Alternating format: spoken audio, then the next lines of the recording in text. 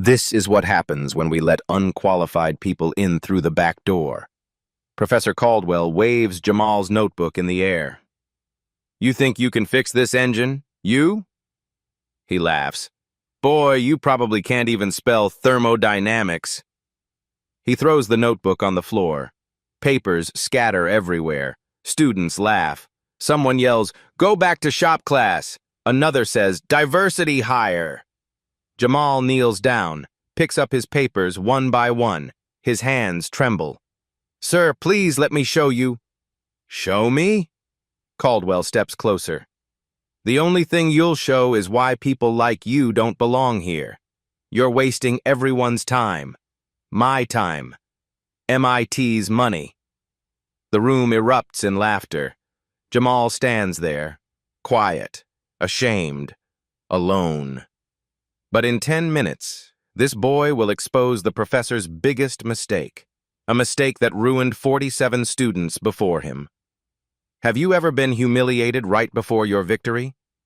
Massachusetts Institute of Technology. The name alone carries weight. For over a century, this campus in Cambridge has produced the world's brightest engineers, scientists, and innovators. But prestige has a shadow side. The mechanical engineering department sits in a glass and steel building overlooking the Charles River. Inside, the hierarchy is clear. Professors at the top, graduate students in the middle, undergraduates at the bottom, and at the very bottom, students who don't look like they belong. Jamal Richardson arrived at MIT 3 months ago, 18 years old, full scholarship, first in his family to attend college. His acceptance letter felt like a miracle. His mother cried for an hour when it arrived. She worked double shifts as a nurse to keep their Detroit apartment. Now her son was at one of the best schools in the world. But miracles come with a price. On his first day, a student asked how he got in. Not congratulations, not welcome, just suspicion wrapped in a smile. Legacy admission? The boy asked. Scholarship, Jamal replied. Oh. The smile faded. One of those. In the cafeteria, he sat alone. White students clustered at their tables, Asian students at theirs. The few black students scattered across campus rarely crossed paths. His roommate, Alex Carter, was kind, but even Alex didn't understand. Just ignore them, Alex said one night. Prove yourself through your work. But how do you prove yourself when the system decides your work isn't worth seeing? Me 301, Advanced Engine Design. The class every mechanical engineering student feared. Professor Harrison Caldwell had taught it for 30 years. His reputation preceded him. Brilliant, demanding, unforgiving. And something else. Something whispered but never proven. He doesn't like certain students, a senior warned Jamal during orientation. Be careful. The first week, Caldwell handed out the syllabus. 60% of students would fail or drop. That wasn't a warning. It was a promise.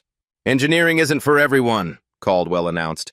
Some people simply don't have the intellectual capacity. No shame in that. Better to realize it now than waste 4 years pretending. His eyes swept the room, lingered on Jamal, moved on. The midterm project was legendary. A broken diesel engine that couldn't be fixed. Students had to diagnose the problem and propose a solution. For 2 years, every student reached the same conclusion. The engine had a fundamental design flaw. It needed a complete rebuild. Expensive, complex, theoretical. Caldwell called it a teaching moment about real-world engineering constraints. But there was something wrong with that story. Jamal noticed it in week 3. During a lab session, he was assembling a practice engine. His hands moved automatically. Muscle memory from years working with his grandfather. Caldwell walked past, stopped, watched. Where did you learn to do that? His tone was sharp. My grandfather, sir, he was a mechanic. A mechanic. Caldwell said it like the word tasted bad. This isn't a garage, Mr. Richardson. We don't need grease monkeys here. We need engineers who understand theory. Other students looked up. Someone snickered. Jamal's face burned, but he kept working. The next week, Jamal submitted a lab report early. He'd spent 12 hours on it, double-checked every calculation, included detailed diagrams.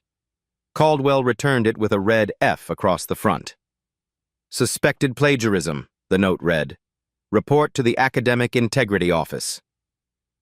Jamal's stomach dropped. Plagiarism? Every word was his own. The meeting lasted 3 hours. 2 administrators questioned him, made him explain his work line by line, checked every source. They found nothing, because there was nothing to find. "You're cleared," the dean said finally. "No further action. No apology. No acknowledgement of the accusation's damage." When Jamal returned to class, Caldwell was waiting. "Well," the professor said loudly, "glad we cleared that up, though I must say it was suspicious for someone at your level to produce such work." Translation: I still don't believe you earned it. Other incidents followed. Small, constant, exhausting. Caldwell called on Jamal in class. When he answered correctly, lucky guess. When Jamal asked questions, perhaps review the basics before wasting our time. When Jamal worked with lab partners, Caldwell separated them. Mr. Richardson needs to prove he can work independently. Code for, I don't trust you not to cheat. The other students noticed. Some felt uncomfortable but said nothing. Others took it as permission. In the hallway, someone accidentally knocked Jamal's books from his hands. In study groups, his suggestions were ignored until a white student repeated them. In the machine shop, someone changed his CAD file settings. His project printed wrong. He had to start over. Death by 1,000 cuts. Alex saw it happening. "You should report him. This is discrimination." "Report him with what proof?" Jamal asked. "He never says anything directly. It's all implications. Tone, looks." "Then record him. And become the angry black student who can't handle criticism? That'll help my career." Jamal was trapped. Fight back and confirm their stereotypes. Stay silent and endure. He chose silence. At night, in his dorm room, he opened his notebook, the one his grandfather gave him before he died. Inside, Marcus Richardson's handwriting filled the pages. 40 years of observations, engine specs, problem-solving techniques. The last entry, written in shaky letters. "Jamal, they will tell you that you don't belong. Don't believe them. Trust your hands, trust your ears. The machine doesn't lie. People do." Jamal traced the words with his finger. His grandfather had worked at GM for 4 decades, never promoted past the floor, passed over for men with less experience but the right skin color. But Marcus was the best diagnostic mechanic in the plant. Everyone knew it. When an engine made a strange sound, they called Marcus. When a design had a flaw, Marcus found it. He just never got credit. "I won't be like you, Grandpa," Jamal whispered. "I'll make them see." The midterm project arrived in week 8. Caldwell wheeled the diesel engine into the lab on a metal cart. It looked ancient, covered in dust and oil stains. "This engine has stumped 20 students per semester for 2 years, Caldwell announced. 47 have tried to fix it. 47 have failed. He smiled. "Your task is simple. Diagnose the problem. Propose a solution.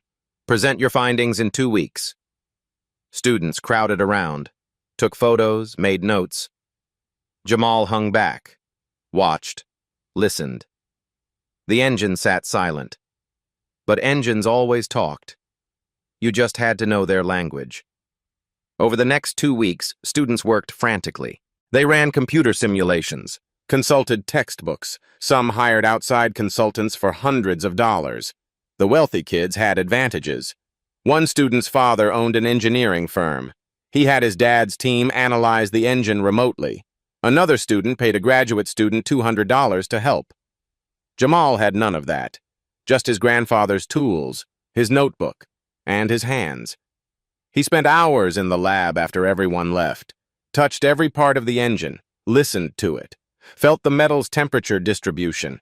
Something was wrong, but not what everyone else found. The other students concluded the engine had a fatal design flaw, low compression ratio, bad timing chain, faulty valve train, all expensive problems, all requiring complete redesigns. Jamal disagreed. He'd learned something from his grandfather. When an engine fails consistently in the same way, check the simple things first: fuel delivery, air intake, oil pressure. One night at 2 a.m., Jamal was alone in the lab. He started the engine. It coughed, sputtered, died after 3 seconds, just like everyone said. But Jamal heard something in those 3 seconds. A knock from deep in the crankshaft area. Not a design flaw knock. A starvation knock. The bearings weren't getting oil. He checked the oil level, full. Checked the pump, working. Checked the filter, clean. So why was there no oil pressure? Then he remembered something his grandfather taught him. If everything works but nothing works, check gravity and geometry. Jamal grabbed 2 students walking past. "Help me tilt this engine stand." They looked at him like he was crazy, but they helped. They tilted the stand 15 degrees to the right. Jamal started the engine.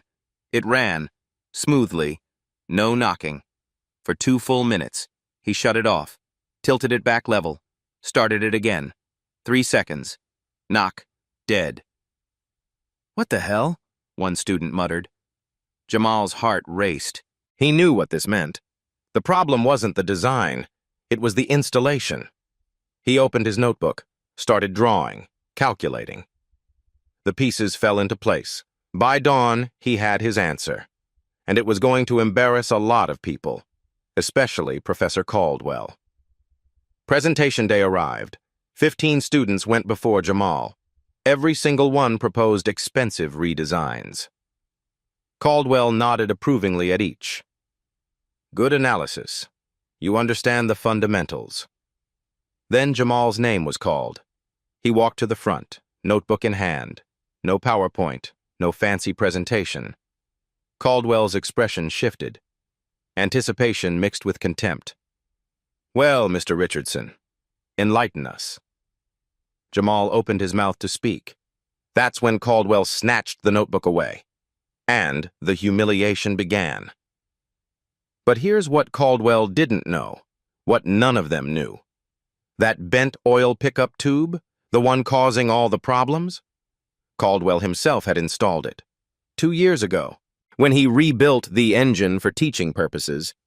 He'd over-torqued the mounting bolt, bent the tube 20 degrees, created a problem that only appeared when the engine sat level. 47 students had failed because of his mistake, and in a few minutes, an 18-year-old from Detroit was about to prove it. If you've ever spotted something everyone else missed, drop a comment. Because what happens next changes everything. Detroit, Michigan. Summer of 2014. 8-year-old Jamal sat in his grandfather's garage. The smell of motor oil filled the air. Jazz played softly on an old radio. Marcus Richardson stood over a Chevy engine. 65 years old. 40 years at General Motors. "Close your eyes, boy." Jamal obeyed. Marcus started the engine. "What do you hear?" "An engine running?" "No, listen deeper." Jamal focused, past the rumble. There was something else. A clicking sound, metal on metal. "Something's clicking." "Where?" "The right side, middle area." Marcus smiled. "Shut off the engine." "Open your eyes." He pointed to a bearing. "Worn out right there. You heard it on the first try." That was lesson 1. Listen. Every engine has a voice. Healthy ones purr. Sick ones knock, cough, wheeze. Learn the language. Marcus played recordings every evening. Different engine problems. Jamal had to diagnose by sound alone. Within 6 months, he could identify 20 different problems. Lesson 2. Feel. Marcus taught him to place his hands on running engines. Feel the vibrations. Smooth meant balanced. Irregular meant trouble. Computers lie, Marcus said. Sensors break. Your hands always tell the truth. Lesson 3. Trust instinct. Marcus told him about 1987. GM launched a new transmission. Engineers said it was perfect. Computer tests all passed. But Marcus felt the vibrations wrong, reported it, got ignored. 6 months later, 50,000 vehicles recalled. Transmission failures everywhere. They had fancy degrees, Marcus said. I had 40 years of work. I was right. They were wrong. He never got promoted for that. Just a pat on the back. Why didn't they listen? Marcus was quiet. Because men like me aren't supposed to be smarter than men like them. That's how the world works, boy. That's not fair. No. But fair doesn't pay bills. So we do excellent work anyway. Maybe someday somebody will listen. Summer of 2012. Marcus had a stroke. Mild, doctors said. But his career ended. Couldn't work assembly lines anymore. GM offered early retirement. He took it. The teaching intensified. Marcus knew his time was limited. He had knowledge to pass on. They fixed every broken car in the neighborhood. Marcus let Jamal diagnose first. Then they repaired it together. By 13, Jamal could rebuild a carburetor blindfolded. By 14, he diagnosed most problems in 5 minutes. Marcus gave him a notebook. Write everything down. Every engine, every problem, every lesson. He showed Jamal his own notebooks. 50 years of entries, grease-stained pages. This is our family knowledge. Nobody can take this from us. Jamal filled page after page. Diagrams, calculations, observations. At night, while his mother worked hospital shifts, he studied. Math, physics, chemistry. His grades were perfect. Teachers talked about college, but college needed money they didn't have. Then 2020 came. The pandemic. Marcus got COVID. Hospital on Tuesday. Ventilator by Friday. Jamal couldn't visit. Hospital rules. Sunday morning. The phone rang. His mother's face said everything. Marcus was gone. The funeral was small. 10 people in masks. Everything felt wrong.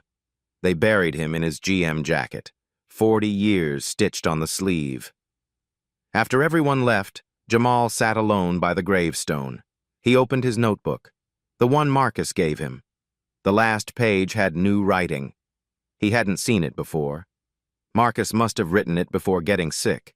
The handwriting shook. But the message was clear. Jamal, they're gonna tell you that you don't belong. That your kind of knowing ain't real knowing. Don't believe them. The machine don't care about your skin or your degree. It only cares if you understand its language. You speak that language better than anyone I ever met. Make me proud.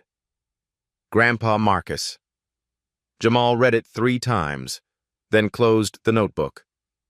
I promise, Grandpa, I'll make you proud. 2 years later, senior year of high school. The MIT acceptance letter arrived. Full scholarship. His mother cried for an hour. Jamal held Marcus's notebook tight.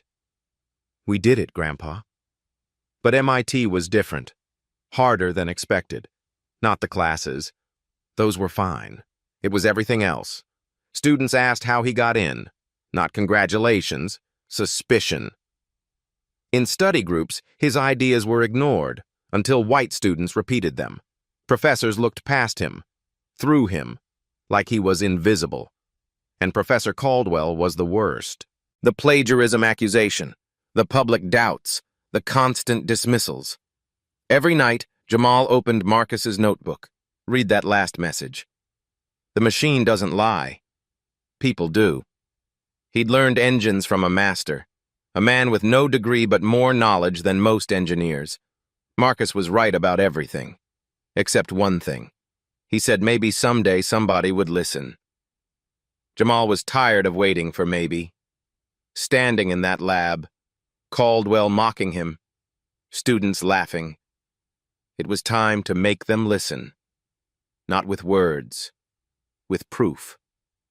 The machine was about to tell its truth, and Jamal was the only one who could hear it.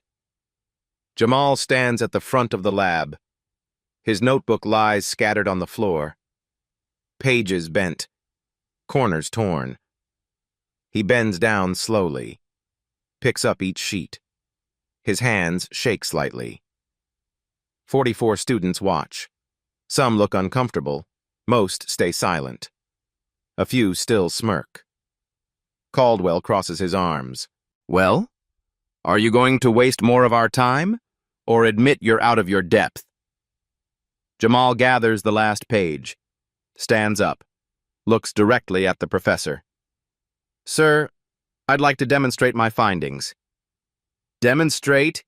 Caldwell laughs. Everyone else understood this required theoretical analysis, complex calculations. But you want to play mechanic? I have calculations, sir, but I think a demonstration would be clearer. Of course you do, because thinking is hard.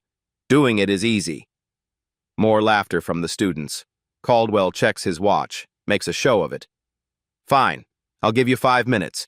When you fail this midterm, which means you fail this course, which means goodbye scholarship. Understood? Jamal's throat is tight. His scholarship requires a 3.5 GPA minimum. Failing this course means losing everything. I understand, sir. Good. Then begin your little show. Jamal walks toward the engine. Caldwell steps in his path. Wait, let's make this interesting. If you're so confident, let's raise the stakes. He turns to the class. How many of you found fundamental design flaws? Every hand goes up. And Mr. Richardson here claims it's just a simple adjustment. Caldwell's smile is cruel. So here's the deal. You get 10 minutes total, 5 to diagnose, 5 to fix. If you're right, I'll personally apologize to you in front of the entire department. He pauses. But when you're wrong, you don't just fail. You withdraw from MIT, tonight, because clearly you're not ready for this level of education. The room goes completely silent. Alex stands up. Professor, that's not fair. Sit down, Mr. Carter, unless you'd like to join him. Alex sits. Caldwell looks at Jamal. Well, do we have a deal? This is insane. Jamal knows it. 10 minutes to prove something that could end his entire future. But he also knows what he heard, what he felt, what the engine told him. The machine doesn't lie.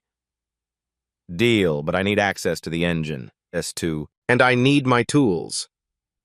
Your tools? Caldwell gestures dismissively. Fine. Get your little toolbox.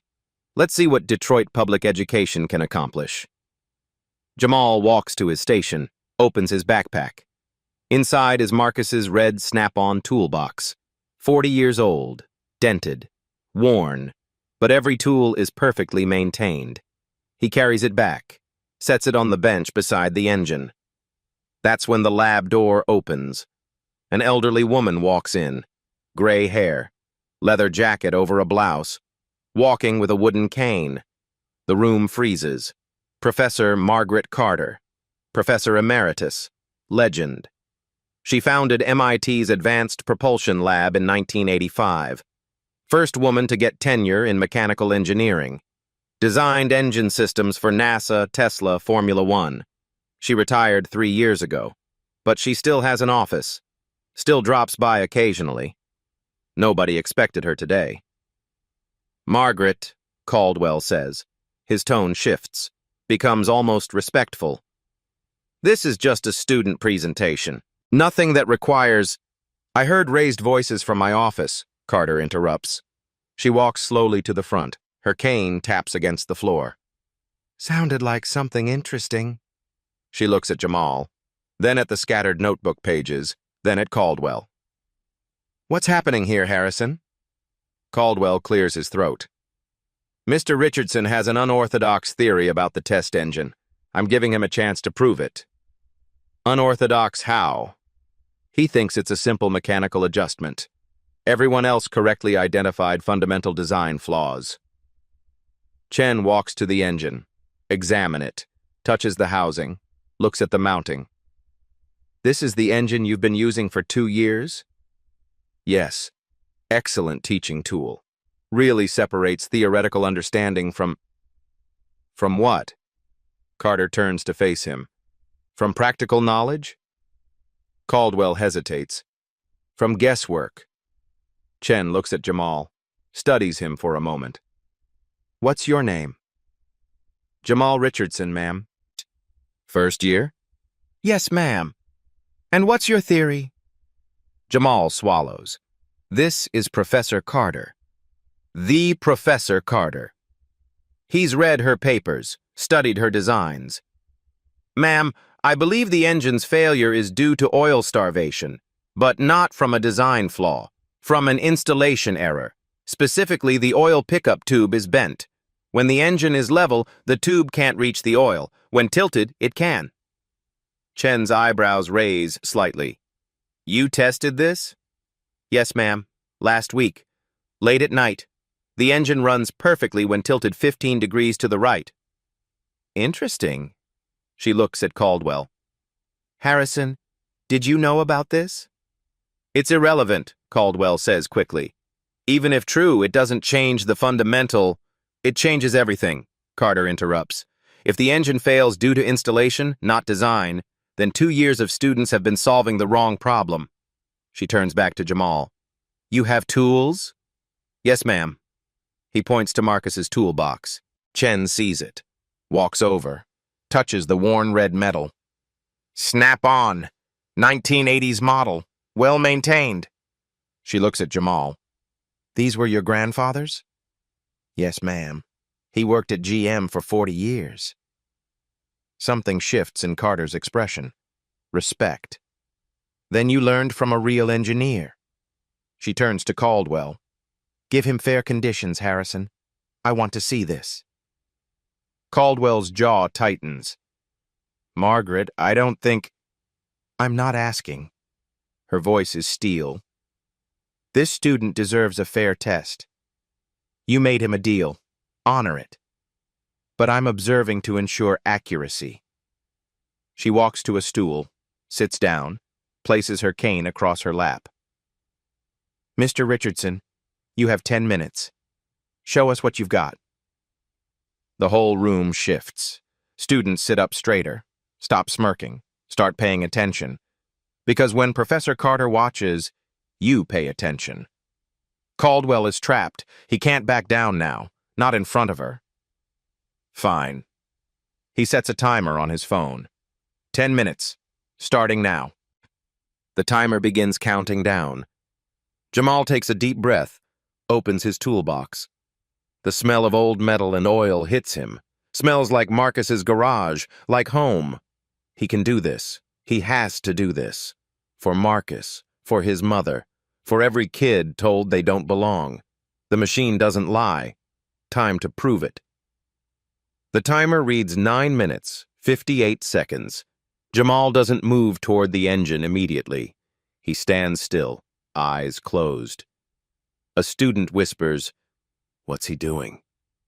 Another laughs quietly. Praying, probably. But Jamal isn't praying. He's listening. This is what Marcus taught him first. Before touching, before testing, listen. He walks slowly around the engine, not looking at it, just listening to the silence.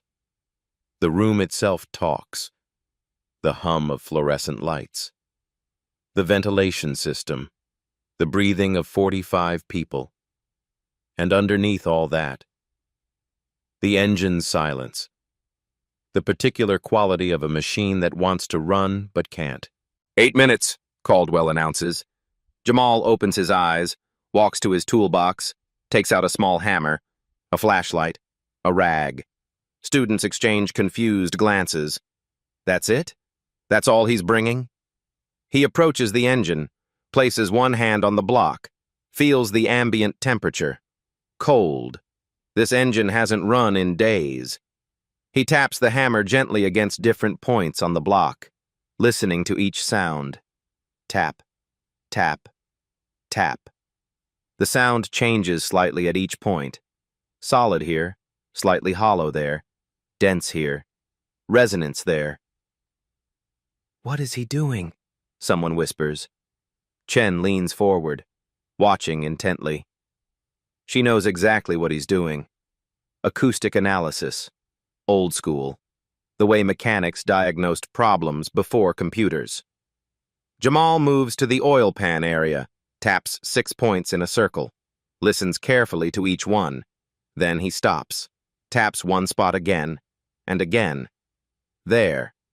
The sound is different. Wrong frequency. Wrong resonance.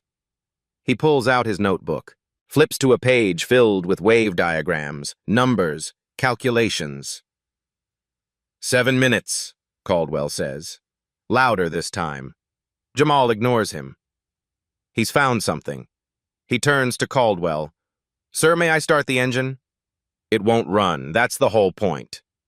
"I know, sir, but I need to hear how it fails." Caldwell waves dismissively. "Waste your time." Jamal turns the key.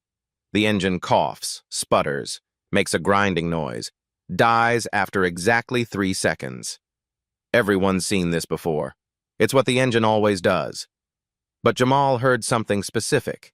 In those 3 seconds, a sequence. Second 1, normal startup sound. Second 2, a knocking from deep in the crankshaft area. Second 3, the knocking intensifies. Then silence. He starts it again, presses his ear against the oil pan. Cough, knock, knock, knock. Dead. Again. Same pattern, same timing. 6 minutes, Caldwell announces.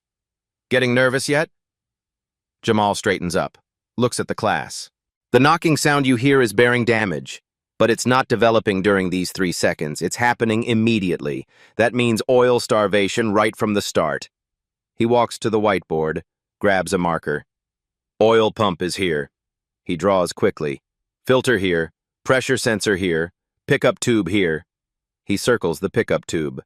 "Everything upstream works. I've checked. The problem is in the pickup itself." A student raises her hand. "But the oil level is full. We all checked." "Correct. Oil is there, but it's not getting to the pump. Why?" He draws a diagram, shows the pickup tube reaching down into the oil pan. The tube needs to sit in the deepest part of the oil, but if it's positioned wrong or bent or blocked, it sucks air instead of oil. Caldwell interrupts. "We've been through this. The design specifications are correct. The tube is installed per manufacturer guidelines." "Then why does the engine run when tilted?" The room goes quiet. Chen sits up straighter. 5 minutes, Caldwell says, but his voice has changed, less confident. Jamal walks back to the engine. "I need to remove the oil pan, may I?" "You can't disassemble an engine in 5 minutes, Caldwell says. "I can remove an oil pan in 6. I've done it before." Chen speaks. "Let him try, Harrison." Caldwell has no choice. "Fine, but every second you waste takes away from your fix time." Jamal grabs a socket wrench from his toolbox, slides underneath the engine on a mechanic's creeper someone brings over. His hands move fast. Automatic. Muscle memory. He locates the oil pan bolts. 16 of them. Begins removing them in sequence. Not randomly, in a specific pattern. The opposite of the torque sequence. 1, 2, 3. Students count quietly. His hands don't fumble, don't hesitate. He knows where every bolt is without looking. 4 minutes left. 8 bolts removed. 3 minutes left. 14 bolts removed. 2 minutes left. All 16 bolts out. Jamal slides out from underneath, grabs the oil pan edges, wiggles it gently to break the gasket seal. It comes free. Oil drains into a catchpan, dark and dirty. He sets the oil pan aside, grabs his flashlight, shines it up into the exposed area where the pickup tube sits. And there it is. "Oh my God," he whispers. Chen stands, walks closer. "What do you see?" Jamal holds up a small inspection mirror, angles it so Carter can see. The oil pickup tube.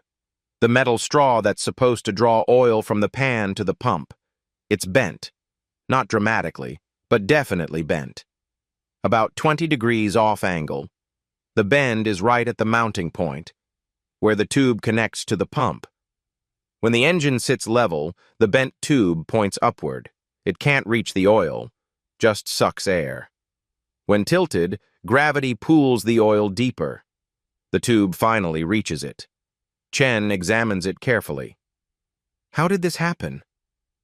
Jamal looks at the mounting bolt, sees crush marks on the tube. Someone over-torqued the mounting bolt, probably used an impact wrench without checking torque specs. The bolt crushed the tube, bent it. He pulls out his notebook, shows his calculations. I measured the angle, 22 degrees. At level orientation, the tube opening sits 1.3 inches above the oil surface. That's why it fails in 3 seconds, burns through the residual oil in the pump. Then starvation. Chen takes the notebook, studies the calculations, the diagrams, the measurements. Her expression changes. Respect. Real respect. She looks at Caldwell. Harrison, who assembled this engine? Caldwell's face goes pale. That's not relevant. Who assembled it? Silence. Chen walks to a filing cabinet, pulls out a logbook, flips through pages. Test Engine 7, rebuilt and prepared for teaching use.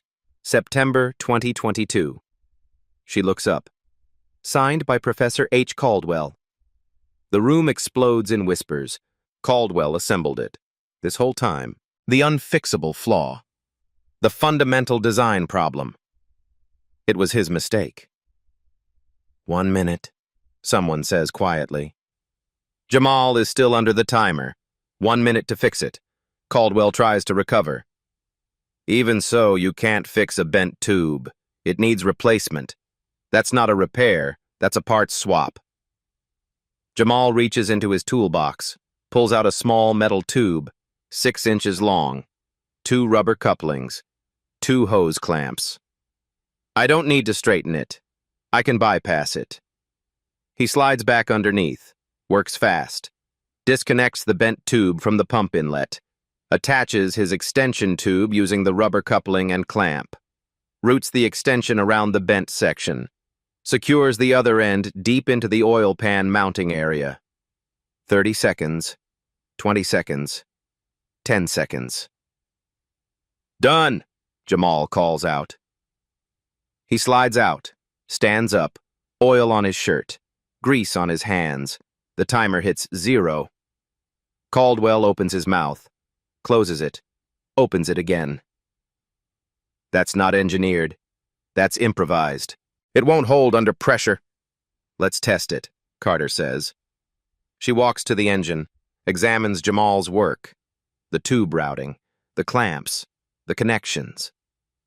It's clean work, proper clamps, good positioning. She looks at Caldwell. Start it, Harrison. Margaret, this is absurd. We can't base engineering solutions on... Start the engine. Caldwell has no choice. Not with Carter here. Not with 45 witnesses. He turns the key. The engine starts, runs for 5 seconds, 10 seconds, 20 seconds. No knocking, just smooth, steady, idle. 30 seconds. 1 minute, 2 minutes. The oil pressure gauge reads 60 psi. Perfect. Students pull out phones. Start recording. This is going viral tonight. 3 minutes, 4 minutes, 5 minutes. The engine purrs.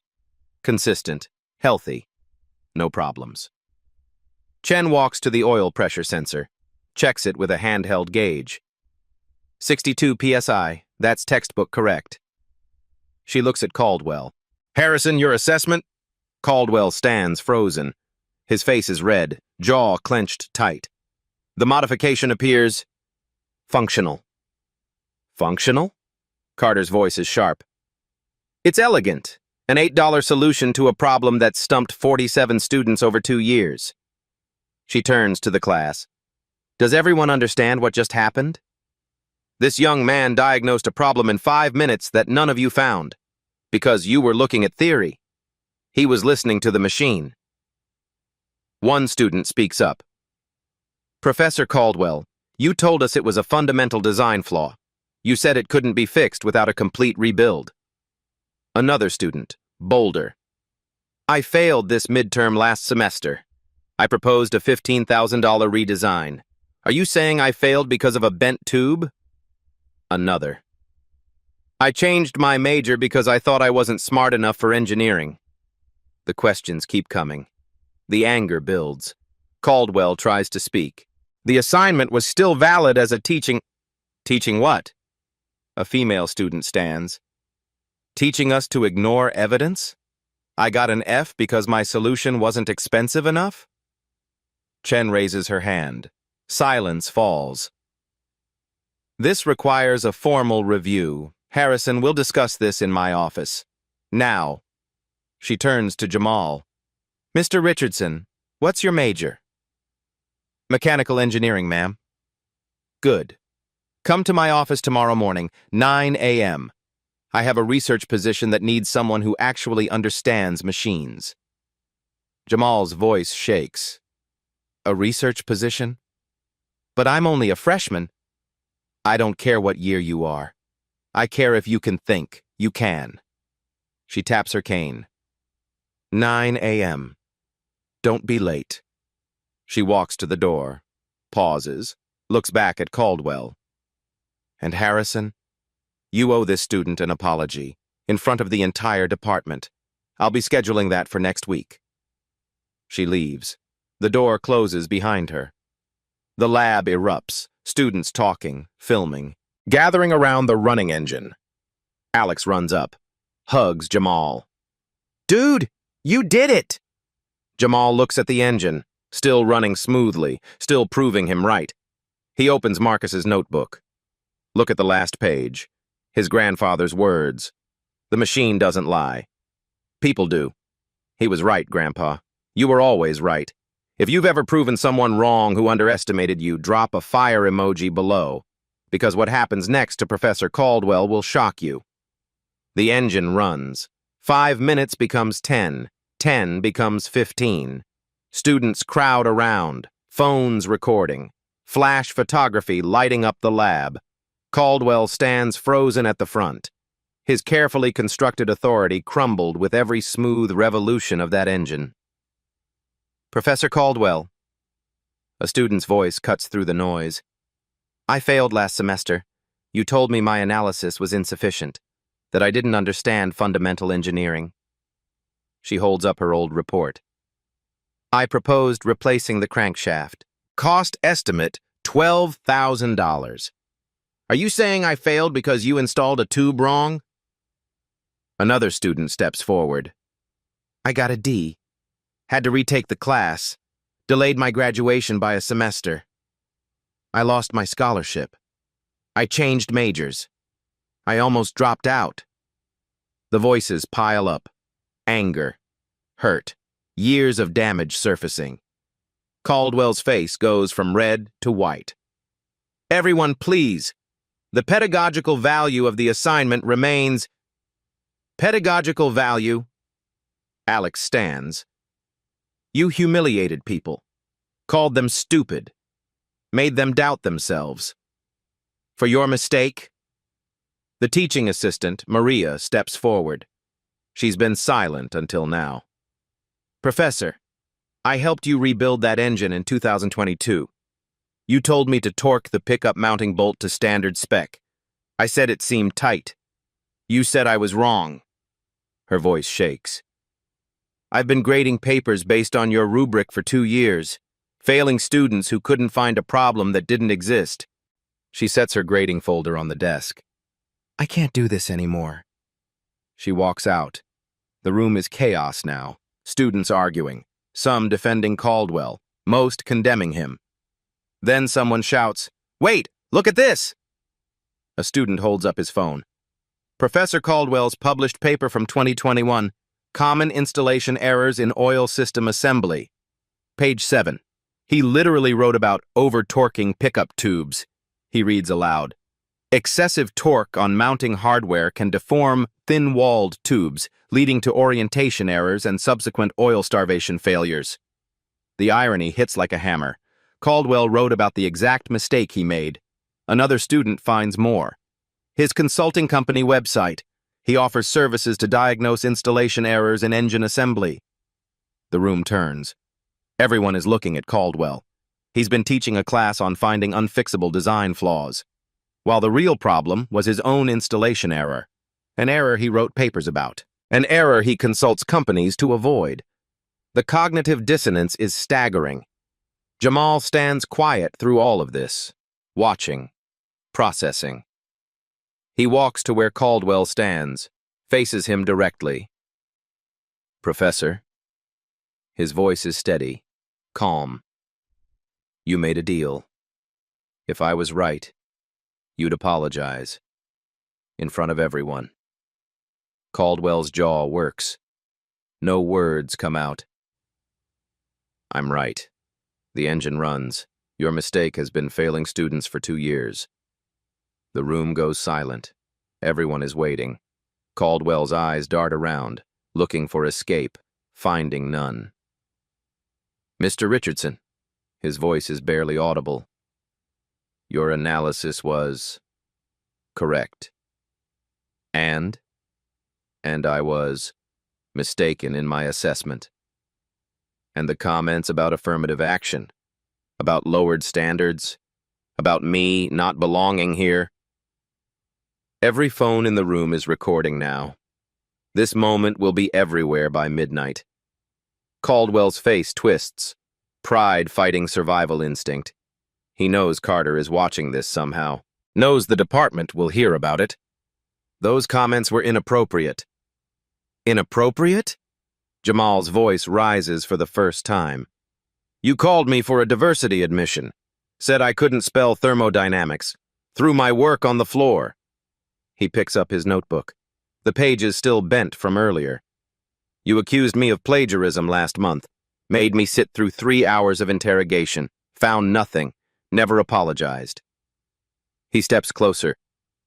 "You've been doing this to students like me for years, and today, an 18-year-old from Detroit with his grandfather's tools just proved you don't know what you're talking about."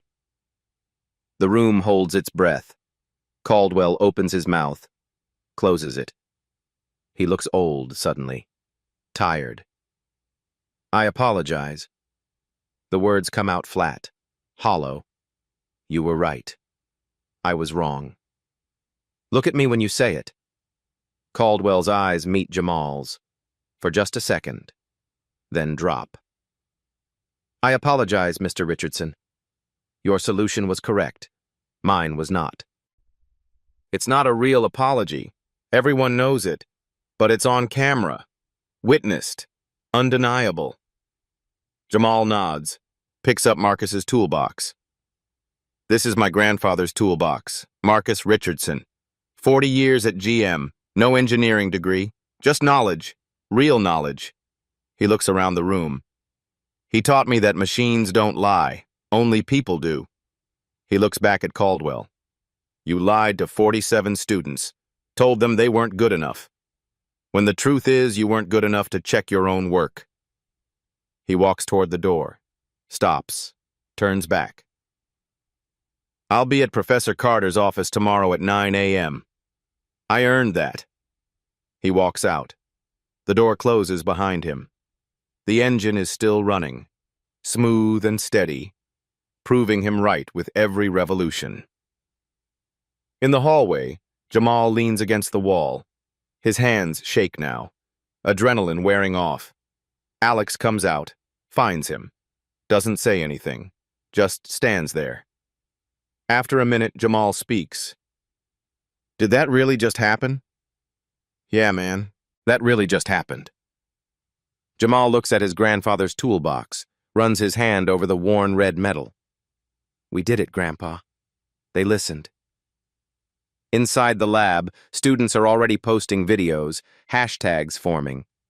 Justice for Jamal, MIT engineering scandal, professor exposed. By morning, the story will be everywhere. But right now, at this moment, Jamal just breathes. He proved it. Not with anger, not with violence, with knowledge. The machine told the truth, and finally, people heard it.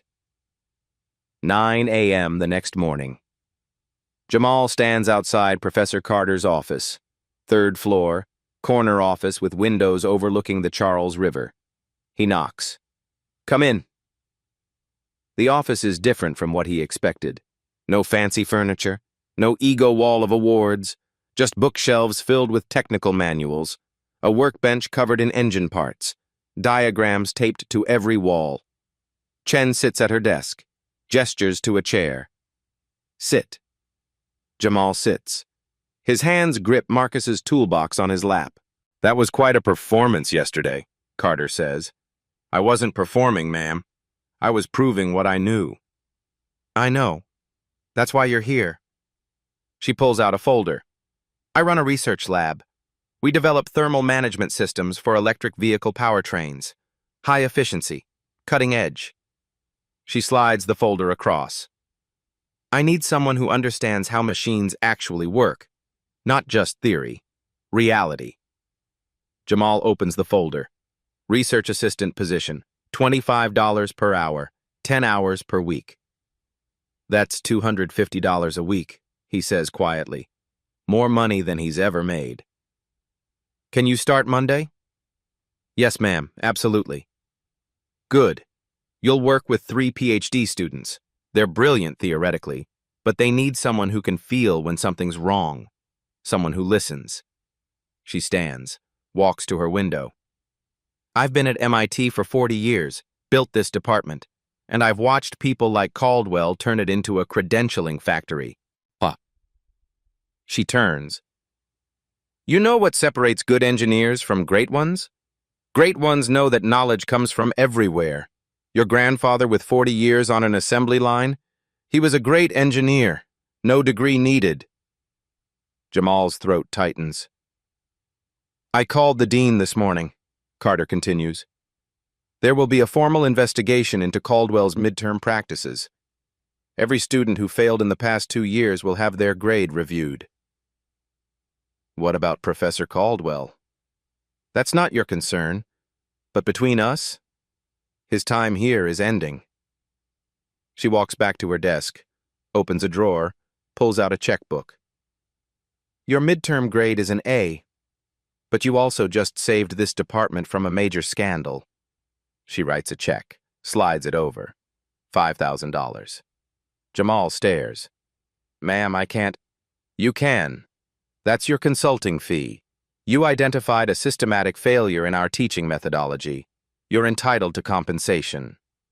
She extends her hand. Welcome to the research team, Mr. Richardson. Jamal shakes it. His hand is still trembling slightly. Thank you, Professor Carter. Thank you. Don't thank me. You earned this. Now go prove everyone else wrong, too. The investigation takes 2 weeks. The department reviews every midterm from the past 2 years. Every grade. Every student complains. The pattern emerges clearly. Students of color in Caldwell's class. Average grade, 2.1. White students. Average grade, 3.4. Same quality work. Different outcomes. 5 plagiarism accusations in 2 years. All against minority students. None proven. All left permanent scars on records. The teaching assistant provides evidence. Emails from Caldwell. Grade these students more strictly. Never naming race, but always the same students. 15 former students submit complaints. Stories flood in. A black woman accused of cheating. Her code was too sophisticated. A Latino student told his accent made him hard to understand. His written work was perfect. An Asian student informed me that your people copy, not innovate. 2 years of systematic damage. The hearing happens Wednesday. By Friday, the decision comes. Professor Harrison Caldwell is removed from teaching immediately, stripped of his admissions committee position, banned from scholarship decisions. 2 options: accept a reduced research role with lower pay, or take early retirement. He chooses retirement, sends a brief email. No apology, just gone. His consulting company removes MIT from their website. Speaking engagements cancel. Conference invitations disappear. 3 months later, he surfaces at a small college in rural Pennsylvania. Teaching introductory courses.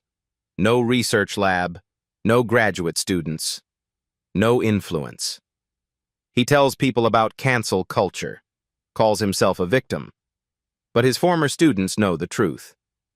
MIT implements changes. 23 students request grade reviews. 15 grades change from F to pass. The woman who lost her scholarship gets it reinstated, plus compensation. The student who changed majors returns to engineering, joins Carter's lab with Jamal. New policy: all test equipment must be verified by 2 faculty members before student evaluation. Anonymous bias reporting system created. Student evaluations revised with specific questions about fair treatment. Professor Carter establishes something bigger. The Marcus Richardson Memorial Scholarship, $10,000 annually, for students from non-traditional backgrounds, students who learned engineering in garages, not classrooms. Requirements: financial need, plus a video showing something built, fixed, or designed outside school. The first recipient: a young woman from Alabama. Father owns an auto shop. She's rebuilt transmissions since age 12. Now she's at MIT. Full scholarship.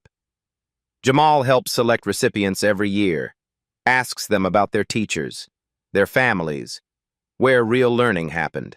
The story goes viral. YouTube, TikTok, Reddit. Black student exposes racist professor. 12 million views in 1 week. NPR covers it. Chronicle of Higher Education investigates bias in engineering programs nationwide. Students at other schools come forward. Similar stories, similar patterns. A movement begins. Hashtag Justice for Jamal spreads, becomes bigger. Justice for every student told they don't belong. 5 universities review their engineering departments. 3 professors at different schools retire quietly. The system doesn't transform overnight, but cracks appear. Light enters. Caldwell's legacy at MIT. Not his papers, not his tenure, but a warning. A reminder that prejudice has consequences. That underestimating people based on appearance costs everything. That an 18-year-old with his grandfather's tools can expose decades of academic arrogance. Marcus Richardson never got recognition at GM. 40 years of brilliance overlooked. But his grandson ensures his name lives on. In a scholarship. In a movement. Every student who walks into MIT knows that knowledge comes from everywhere. Not just textbooks and laboratories, but garages and assembly lines in the hands of people who built America while being told they weren't smart enough. Caldwell lost everything trying to protect a lie. Jamal gained everything by revealing the truth. The machine doesn't lie. It never did. 6 months later, Jamal stands in front of 30 freshman students. Carter's new workshop. Practical engineering fundamentals. Half the students come from non-traditional backgrounds. Farm kids, military families, auto shop children. My grandfather never went to college, Jamal begins. Worked 40 years at GM. Some people thought that made him less qualified. He opens Marcus's red toolbox on the desk. But he understood engines better than most professors, because he listened, he felt, he trusted what machines told him. He looks at the students, sees himself 6 months ago. You're at MIT now, you'll learn theory, mathematics, simulations. That's important. But don't forget where you came from. Don't forget who taught you. The machine doesn't care about your credentials, only if you understand its language. A young black girl in the front row raises her hand.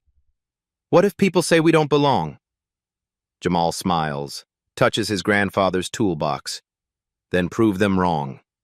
Not with anger, with excellence. Behind him on the wall hangs a photo. Marcus Richardson, 1947 to 2020, master engineer. The legacy continues. Have you ever been underestimated because of where you came from? Drop a comment below. Share this video with someone who needs to know that brilliance doesn't require permission. And subscribe because there's one detail at minute 3 that only sharp viewers noticed. Go back and watch. You'll see exactly when Caldwell realized he was about to lose everything. Hit that subscribe button. More stories of people who changed the system coming soon. At Black Voices Uncut, we don't polish away the pain or water down the message. We tell it like it is because the truth deserves nothing less. If today's story spoke to you, click like, join the conversation in the comments, and subscribe so you'll be here for the next Uncut Voice.